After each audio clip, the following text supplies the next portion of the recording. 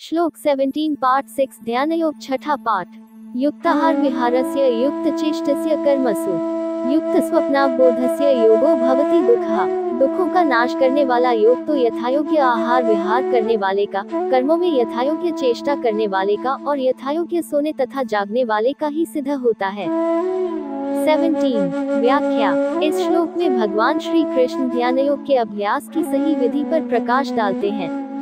युक्ताहार विहारस्य, इसका अर्थ है सही और संतुलित आहार और विहार, आवास, व्यायाम का पालन करने वाले व्यक्ति के लिए। योगी को अपने आहार और जीवन शैली में संतुलन बनाए रखना चाहिए। युक्त चेष्टस्य कर्मसु, इसका मतलब है उचित और संतुलित प्रयास, चेष्टा करने वाले व्यक्ति के लिए। कर्मों में संतुलन और समर्पण आवश्यक है। युक्त स्वप्नावबोधस्य, इसका तात्पर्य है उचित नींद और जागरण का पालन करने वाले व्यक्ति के लिए। नींद और जागरण की स्थिति में भी संतुलन बनाए रखना चाहिए। इन सभी बिंदुओं को ध्यान में रखते हुए योगी को एक संतुलित और अनुशासित जीवन जीना चाहिए। ये ध्यान योग के अभ्यास के लिए आवश्यक है कि व्यक्ति अपने आहार, व्यायाम, कार्य और नींद में संतुलन बनाए रखे। इस प्रकार ऐसे व्यक्ति के लिए योग दुखों को समाप्त करने वाला होता है। इस श्लोक में भगवान श्री कृष्ण यह स्पष्ट करते हैं कि योगी का ध्यान और साधना तभी सफल होती है जब वह अपने जीवन में संतुलन और अनुशासन बनाए रखे। श्लोक 18 पार्ट 6 ध्यानयोग छठा पाठ। यदा विनियत चित्तमात्मन्येवावतिष्ठते निस्पृहः सर्वकामेभ्यो युक्त इत्युच्यते तदा।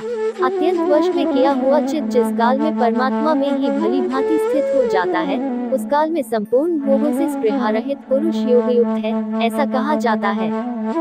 18 व्याख्या। इस श्लोक में भगवान श्री कृष्ण ध्यानयोग की गहराइयों को समझाते हैं।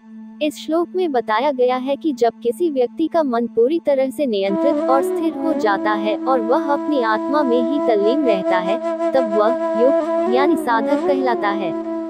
विनियत चित्तम, विनियमित मन, इसका अर्थ है कि व्यक्ति का मन पूर्ण रूप से संयमित और नियंत्रित हो गया है।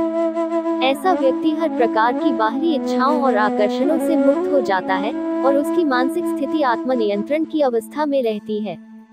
आत्मन्येवावतिष्ठते, आत्मा में स्थिरता। जब व्यक्ति का मन पूरी तरह से आत्मा में स्थित रहता है, तब वह अपने स्वयं के अंदर की शांति और संतुलन को महसूस करता है। यहाँ आत्मा का अर्थ है स्वयं की गहरी वास्तविक पहचान, जो सच्चे अस्तित्व की अनुभूति है।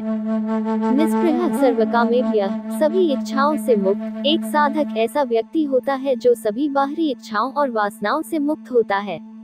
उसकी आत्मा में एक प्रकार की पूर्ण संतोष की स्थिति होती है जो उसे संसारिक इच्छाओं से परे रखती है।